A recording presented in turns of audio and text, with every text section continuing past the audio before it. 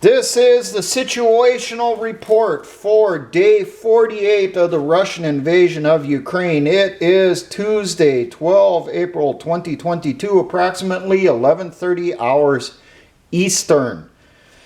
Now, I got to put out the obligatory reminders to people on this because people always seem to gloss over this. First off, I get my information from multiple sources. I get it from mainstream media. I get it from alternative media. I get it from governmental organizations. I get it from non-governmental organizations. I get my information from bureau reporters that are on the ground. I also get my information from independent reporters that are on the ground. I also get some of my stuff from social media sometimes. Not a lot. You always got to be real careful with the posts on that, because that's always going to be slanted. Now, also the reminder, I do not support Zelensky and the oligarchs in charge of Ukraine. And I damn sure do not support the neo-Nazi douchebags, or as are being whitewashed right now, the radical nationalists of Ukraine. Okay, I don't. As far as I'm concerned, all the Bandera supporters, the Hitler wannabes that are in Ukraine, deserve to be swinging at the end of a rope, being turned into a human wind chime, okay? Kill them all, let God sort them out. That's the only group over there I had that attitude on. Now, I also do not support Putin and the oligarchs that are in charge of Russia. Who do I support then, security guy? I support the soldier that's on the ground on both sides, and I support the civilians that are getting caught in the fucking middle of this whole goddamn mess. For those of you that are wondering, who's winning in Ukraine? Who's winning the war? Well, I'll tell you right off the bat, both sides that are fighting it are losing. The only ones that are winning are the globalists, the ones that caused this war, the ones that want this war to happen, the ones that worship death. The ones that worship seeing innocents destroyed and snuffed out. They're the only ones that are truly winning the war in Ukraine.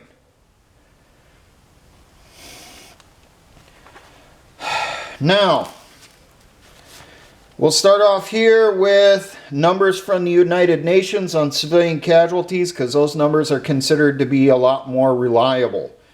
Not exaggerated like the numbers the Ukrainian government puts out. Last reports on civilian casualties are from the 9th, so 3 days ago. It was reported 1,793 killed due to the war. They don't add in there people that died because of heart attacks and stuff because they were scared, like the Ukrainian government does. Reportedly 2,439 wounded directly because of the war. Refugee numbers, this is actually from this morning. 4.6 million have left the country or been evacuated. There are reports of the Russian military evacuating civilians from the conflict areas. The media in the West is saying that they're being rounded up and sent to concentration camps. But the reports I'm seeing on that from independent media says they're just getting evacuated from the battlefield to keep them safe. They're not being sent to concentration camps. If they're being sent to concentration camps, then that means everyone that went to Poland is being put into concentration camps by the Polish government and NATO forces. Casualties on the battlefield. Russia. Ukrainian Ministry of Defense is reporting they've killed 19,500 Russian soldiers. This number is considered exaggerated. I do not have any numbers to counter that because NATO has not released an updated number on the casualties in a couple weeks now. And there's nothing from independent media on estimates that I could find. There is a note that it is being noticed that 1 in 5 of the Russian casualties is an officer. So the Russians are suffering high numbers of officer casualties. This is because they have no non-commissioned officer corps. Leaders are the ones that are supposed to make all the decisions, or officers are the ones that are supposed to make all the decisions and lead from the front. And they have a tendency to die at higher rates than other militaries. Now, equipment losses. There's going to be two numbers on this. One number is going to be the number reported by the Ukrainian Ministry of Defense. The other number is going to be independently confirmed through video and pictures. Now, the true number is going to be somewhere in between those two, because it is believed that Ukrainians are exaggerating the numbers of equipment destroyed for morale purposes for their people and their troops. Tanks. Ukraine says they've destroyed 725, only 479 can be independently confirmed, and it looks like most of them are T-72 variants. But not far behind them is T-80s. Armored personnel carriers, infantry fighting vehicles, 1,923. Only 870 can be confirmed. Artillery systems destroyed. This is towed and self-propelled. 347. Only 149 can be independently confirmed. SAMs, 63 destroyed. Only 51 can be confirmed. So that number is actually pretty close. Multiple launch rocket systems, like your BM-21s, BM-14s, BM-30s. 111, only 50 can be confirmed. Now the numbers on aircraft here, it is being noted by people that what they think is going on with the number reported by the Ukrainian military is they're probably including in the number contacts that disappear from radar. They're chopping that up as being, well, it's destroyed, it's gone down in flames. But pilots, veterans of air forces around the world point out that if you're hit, you're tracked by a missile, you try to drop down below the radar as much as possible, limp your aircraft back to base. So this number is very high. Fixed wing aircraft, 154 shot down, only 20 can be confirmed. So the thoughts is that a lot of that number from the 150 some are damaged aircrafts, damaged fixed wing aircraft that made it back to base, or at least crashed outside the war zone. Most of those aircraft that are confirmed shot down are Sukhoi 25s. Helicopters, 137 claimed, 32 can be confirmed. Drones, 124 claimed, 28 confirmed. Trucks, and this is a mix of command vehicles and cargo trucks, 1,406. Only 784 can be confirmed. Fuel trucks, 76 claimed. They are not separated on the confirmation from regular cargo trucks, so they're part of the 784. So we do not know how many fuel trucks have actually been destroyed. Ships, 7 claimed sunk or heavily damaged, only 3 confirmed. Ukrainian casualties. Ukraine is even worse at reporting their casualties than the Russian government. I think the Ukrainian government's only reported their casualties once, maybe twice through the entire war. I do not have a current number for their killed in action or wounded. But these numbers have been confirmed because Ukraine does not give out numbers for their equipment losses, and Russia hasn't released their inflated estimates for a while. Tanks lost, 103 confirmed. APCs, IFVs, 236 confirmed. Artillery, 45 confirmed. SAMs, 40 confirmed. MLRS, 15 confirmed. Fixed wing aircraft, 15 confirmed. Helos, Helicopters, 3 confirmed. Drones, 14 confirmed. Trucks of all types, 224 confirmed. Ships lost, 15. Now, first I'm going to go into a follow-up on the stuff with Bucha, and then the latest little,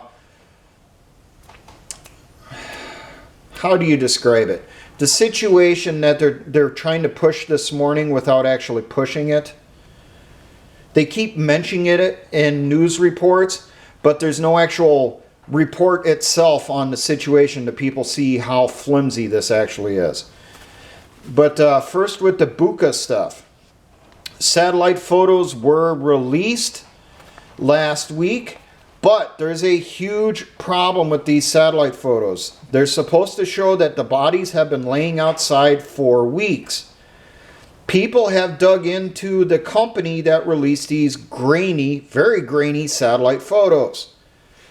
The company that released these photos has very close ties to the United States Department of Defense.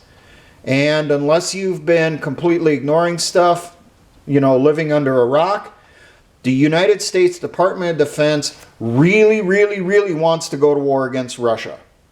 So we magically have a satellite intelligence company here who does a lot of work for the Department of Defense, is releasing pictures that are very grainy, supposedly showing that the civilians dead in Bucha have been laying on the ground for weeks.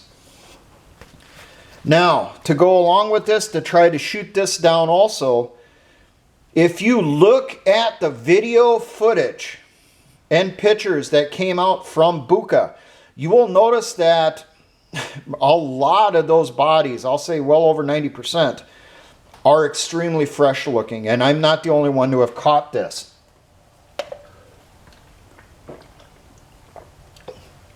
A couple others caught that also and made that comment that the bodies that were being shown did not look bloated, they were not discolored, and there was no indications that they had been fed on by animals. Something I pointed out to one person who kept attacking me, saying that the Bucha massacre was done by the Russians, you know, guaranteed, the satellite photos, blah, blah, blah, blah, blah. I kept asking the person to prove to me, because when I looked at those pictures, what did you see next to the bodies? A lot of those bodies, you've seen literally fresh pools of blood that were not that old. So if these bodies are from weeks ago, how is there pools of blood around the bodies, around the heads? That pools of blood would have only been there for maybe, you know, I'll give you 48 hours because of the cold. It would not have been there for weeks, especially when you see it was raining in that area, snow had fallen and melted in that area, you know, the weather conditions. So the majority of the bodies there looked very fresh. Someone did point out that when they looked at some of these photos, he said when you looked at the pictures of the mass graves, there's 2 of them in Bucha. One of them looked to be filled with Russian soldiers because of the clothing material sticking up out of the ground. Boots that were uncovered, that type of thing. The other mass grave did appear to be civilian dead, and those bodies looked like they had been dead for a while.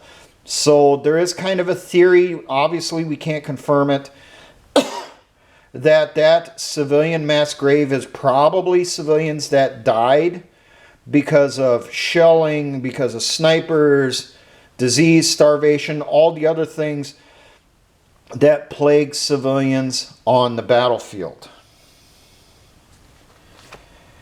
Now, there was an image that was posted right away after the reports of the Bucha massacre. There was an image released by a Ukrainian parliament member, which they claimed showed proof that Russians had committed the atrocity. The picture is of a woman with a swastika scratched or burned into her abdomen. Now, That parliament member shot themselves on this one because that picture was actually taken in Mariupol, not Bucha, almost a week before the reports of the Bucha massacre. That picture was taken by an independent reporter named Patrick Lancaster, who has been following Russian troops out of the Donbass region, into Ukraine. He's been documenting the stuff with them. And Patrick Lancaster encourages everyone to go to both sides, get their information from multiple sources. Don't just concentrate on him. Don't just concentrate on the mainstream media either. He says you need to get all the information and make your own decisions on stuff. Now, the picture of the dead woman. That woman was identified by locals in the area. She was an ethnic Russian woman who supported Russia. Reportedly, a few days before her body was found, she had been kidnapped by the Azov Battalion. Members of the Azov Battalion took her to a nearby school, a grade school, that they had taken over as a barracks. People reported they could hear her as the Azovs repeatedly raped her and tortured her for days. And her screams did not stop until the Russians got close. It is believed that as the Russian troops closed in, the Azovs got nervous. They shot her, killed her. Some of them stripped off their uniforms and left their gear behind. That stuff was around the body and inside that school. That's how they were able to identify it was Azov Battalion. Well, after the Russian troops cleared the building, they came and they found Lancaster because they knew he was in the area. And they showed him the body. And he talked to locals in the area, found out what her story was, what had happened to her. Sometime during the days that they were torturing her, they branded her with a swastika on her abdomen while she was still alive. Now, down in Mariupol, we'll continue with this because we're down in that area right now. The reports came out yesterday of possible Russian use of chemical weapons in Mariupol. Now, the source for these are social media posts by members of the Ukrainian parliament. Their source for their postings is reports from, guess who? The Azov Battalion. Members of the Azov Battalion were making posts that the Russians had used chemical weapons against them, that people were having breathing problems and so forth. Now, that report has not been confirmed. That is what the U.S. Department of Defense is saying. That is what the British Ministry of Defense is saying, and others. They cannot confirm chemical weapons were used. Now, in the Western media, they're slipping it in. They're not actually doing a report of it because it's unconfirmed. But they slip it into their reports on Ukraine, saying that there are indications of use of chemical weapons in Mariupol against the Ukrainian National Guard. Remember, the Azov Battalion or Azov Regiment, whatever you get your panties in a bunch about there, you neo-Nazi fags, they were absorbed by the Ukrainian National Guard. Okay? And that's why they keep getting called the Ukrainian National Guard. The Azov Unit, or Azov Regiment, or Azov Battalion of the Ukrainian National Guard. Now, from the reports that I've gotten from the articles, it really sounds to me like the agent that was used, if this even happened, was most likely CS or tear gas. Now, some of you are saying, well, I was in the military. CS didn't affect us that bad. They're not using US-made tear gas. They're using Russian-made tear gas. Those of you that are too young to remember this, but Russia had a little problem with a region near them called Chechnya a couple decades ago. And they used to have problems with Chechen fanatics, aka Chechen terrorists, coming into Russia and taking hostages and setting off bombs and many other things. Well, in the Russian Chechen hostage situations, when the Russians were trying to get the hostages out of there, they employed their version of tear gas. Their version of tear gas is a lot cruder and a hell of a lot stronger than anything used in the United States or Europe. There always ends up being 1 or 2 people that die from Russian tear gas in a hostage situation if the person has breathing problems or heart problems. So any casualties that may have occurred because of this agent being used against the Azovs, it's probably that type of situation, someone who has breathing issues or heart issues. So you got people saying that, well, this is phosphorus munitions that were used against them. Phosphorus, you idiots, burns, okay? You may have heard of a little thing called tracers. You know what makes them light up as they're speeding downrange? It's a burning substance called phosphorus. Phosphorus is not the same as phosgene, which is an actual chemical agent. For those of you that don't know much on NBC, nuclear, biological, chemical warfare. And I'm not going to go into that because it'll add another half hour onto the video. And I still got to get to the actual news info. So, okay, battlefield situation here.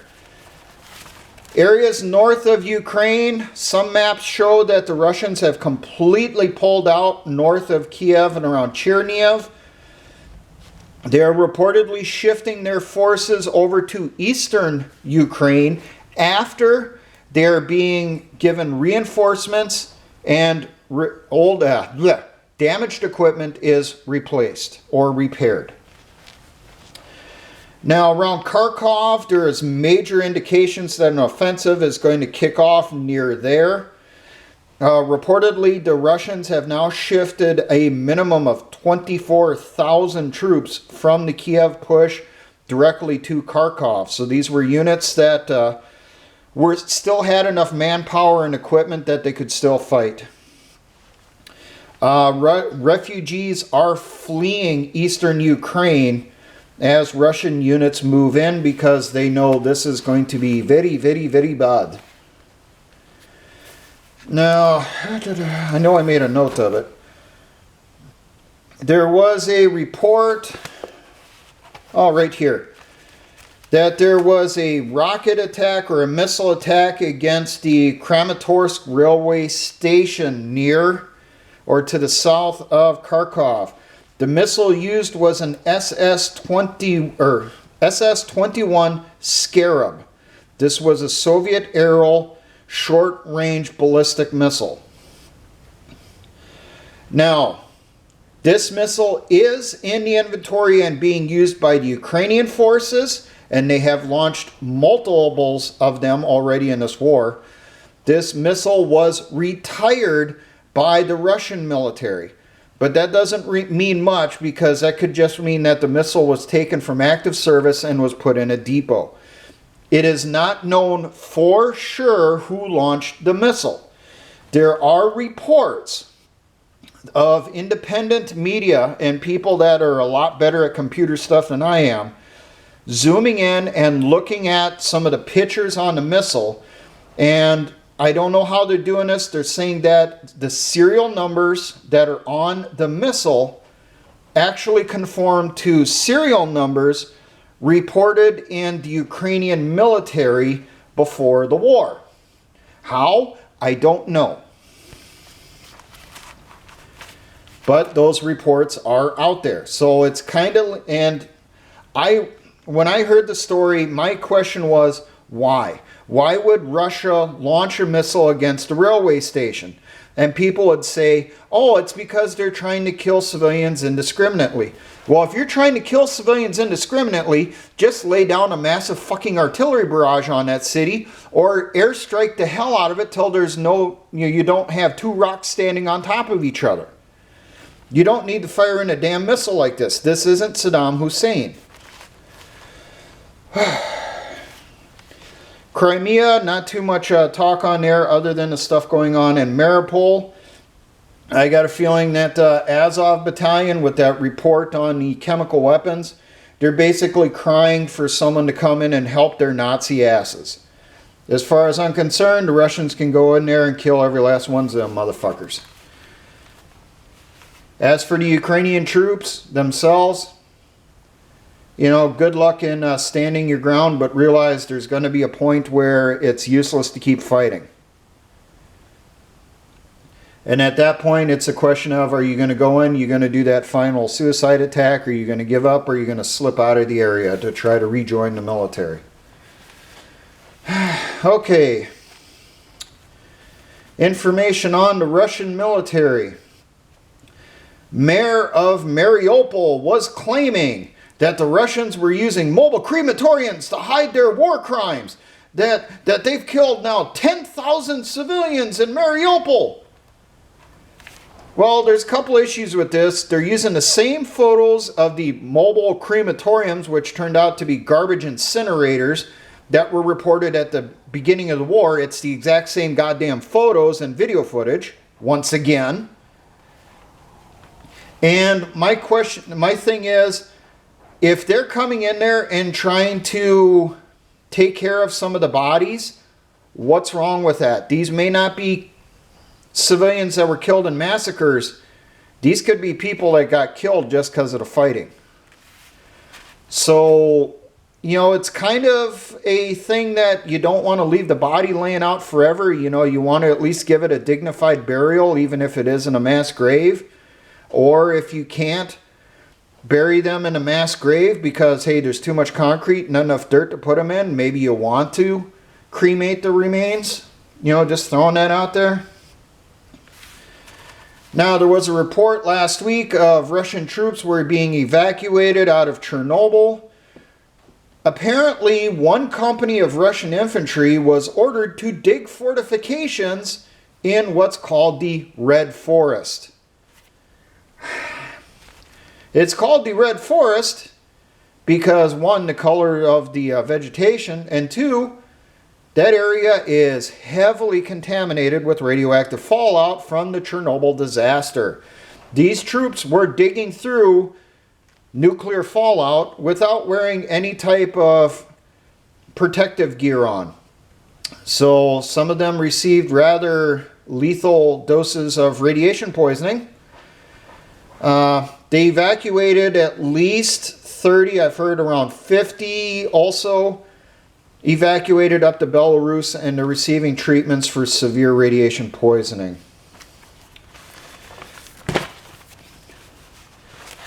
Report came out that someone in the Russian Kremlin, when confronted by a reporter on the street, admitted that there is a huge tragedy going on in Ukraine with the losses of Russian troops.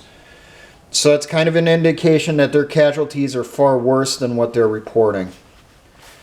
Russia was suspended from the United Nations Human Rights Commission. But other countries that weren't suspended included places like, Saudi Arabia, Iran, Cuba. Those other countries that are just, bastions of human rights. They're still on the commission, but they kicked Russia off, who has been going above and beyond to prevent civilian casualties. And for those of you that say, oh, the Russians they're slaughtering civilians left and right, look at the number. Almost 1,800 killed. I would like to tell you that with the U.S. military, 1,800 killed in this many weeks, that is a dream come true to have a number that low. In the U.S. military, we'd probably be looking at it around 30 to 40,000 civilians killed by our ordinance. Little thing called collateral damage. There are reports from people in eastern Ukraine that because of the videos of Ukrainian troops torturing and executing prisoners, that the Russian forces that are coming in for this offensive are starting to rally, and they are seriously looking for payback because those videos are from southeastern Ukraine. Not going to go too well for you guys down there in the Azov Battalion. There's people that want your head on a pike. They want to fillet you alive. And they're going to do anything they can to track you down. A report came out this morning that another 100 Russian FSB agents in the 5th Service Department were purged. The 5th Service is a department that was set up by Putin in '98 that is responsible for intelligence and counterintelligence operations in the former Soviet states. All right. Information for Ukraine. The Ukrainian government wants more weapons. Yes, as if we haven't sent enough already, and I'll get into that when I get into the Nato section. A member of the Ukrainian Ministry of Defense attended a NATO meeting, either in person or online, a video conference, I'm not sure. The NATO delegation asked them, what do you need? Do you need food? Do you need humanitarian supplies? Do you need weapons? What specific weapons will help you to remove the Russian troops from your territory? And his response was, we need 3 things. Weapons, weapons, weapons. Yeah, okay. Completely ignoring that, hey, maybe you should ask for some food for your people too and for your troops, you just want more weapons, okay. Okay, we now have confirmation on this one from a French journalist, Georges Malbrunot. He volunteered to fight in Ukraine with some other French volunteers. The majority of them were military veterans, with some of them having served in, certain countries around the world like Afghanistan and Syria. This journalist reported on French media here over the weekend that it has been confirmed to him that the United States Delta Force and British SAS has been fighting in Ukraine since day one. He also said that he and the other French volunteers were shocked when they got into Ukraine and found out it's U.S. personnel that are primarily leading Ukrainian military units. He said he was shocked when he came in and found out that the war is being run by the U.S. Pentagon and their people are in charge on the ground. He also stated some of the same things I pointed out before that the volunteers were encountering when they went in, having to surrender passports and being forced to sign contracts that they will be part of the Ukrainian military with the open end date of until the end of the war. He also stated that he was finding out that Ukrainian troops were being shipped to the United States, flown to the U.S. to be trained on U.S. military equipment. Which means there's going to be other stuff that's going to be going to Ukraine here very soon. Now, I do have to do a bravo on this next one. Ukraine released a quote-unquote ISIS-styled propaganda video. And for those of you that are looking at my sources for this stuff, go over to my Patreon channel. I link to the stuff there, or at least most of it. Things that I hear on the radio or TV, I'm probably not going to have a link to, but articles and news stories as much as possible, I do link to over there. But Ukraine released a propaganda video which shows an actress portraying an ancient Ukrainian god who was awoken by the war and is now seeking revenge against the invaders. Now, part of this video shows it is a Russian soldier. Okay, some people are saying it's a prisoner. No, the Special Forces units in Russia, they're airborne, Spetsnaz, they wear striped shirts like that. Well, it shows off camera the Ukrainian goddess taking a sickle, slicing the Russian soldier's throat. And after she does that, she raises up the sickle, they pan down or pan out, and you see the Russian soldier there bleeding out over his shirt. Reportedly, the Russian government is investigating this as a war crime. It's not. It's a propaganda video. I doubt this was a real prisoner that was being killed on the footage unless they have proof of that. This is just a great example of a wartime propaganda piece meant to fuck with your enemy's minds. That's how you do it. That's a bravo, standing ovation for me on that one. Okay. The Ukrainian State Emergency Service is now reporting in the media, and they're shocked that they found and neutralized 6,252 explosive devices. Well, there's a little thing called unexploded ordnance, and reportedly Russian munitions have an extremely high failure rate.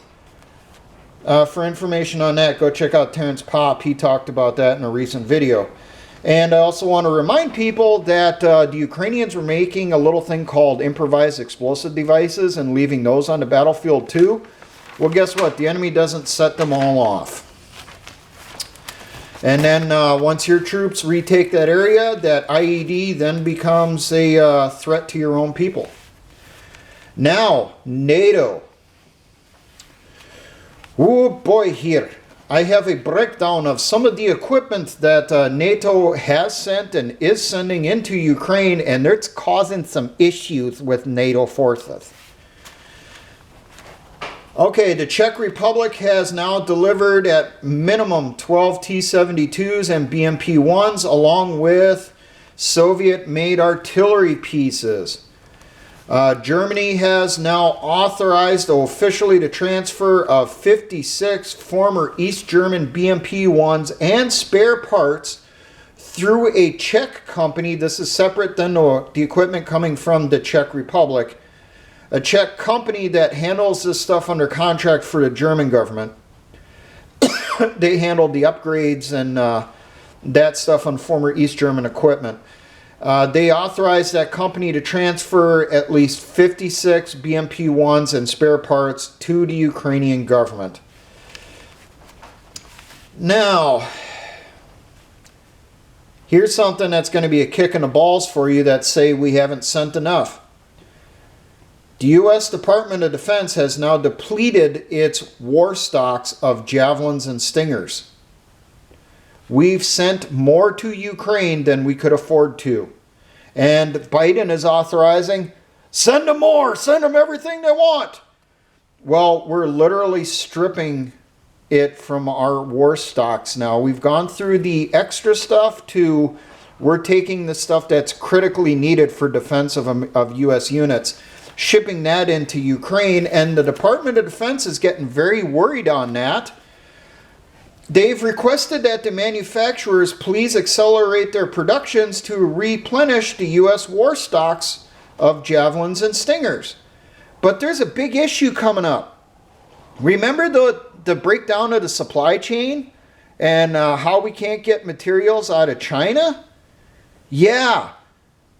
Now we're having trouble building the javelins and the stingers to replace the stuff that we need because we can't get certain components or materials from overseas. We done fucked ourselves in the ass with a giant javelin-shaped dildo.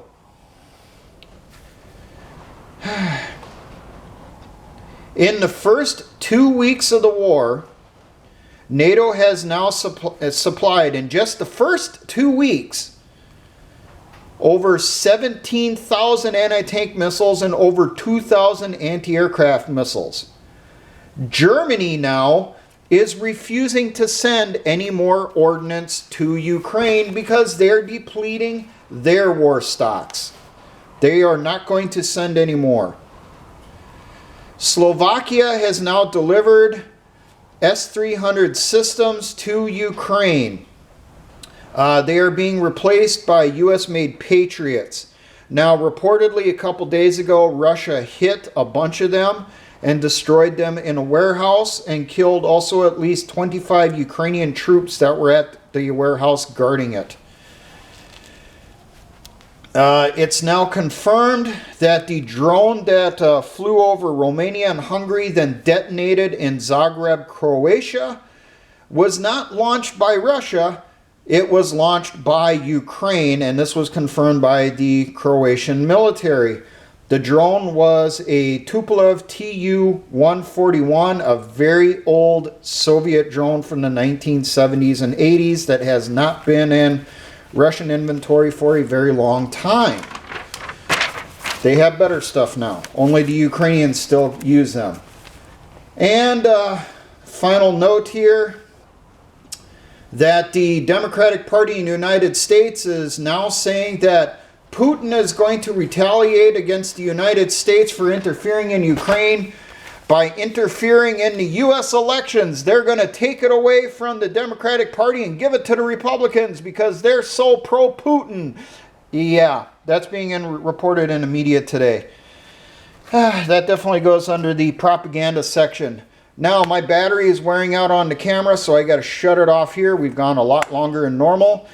Once again, I do not know when the next follow-up will be. It always depends as to the situation on the battlefield, what develops, and also when I have the time to do the videos. Now, for all my engineer brothers in the Patriot and militia movements, always remember, essayons.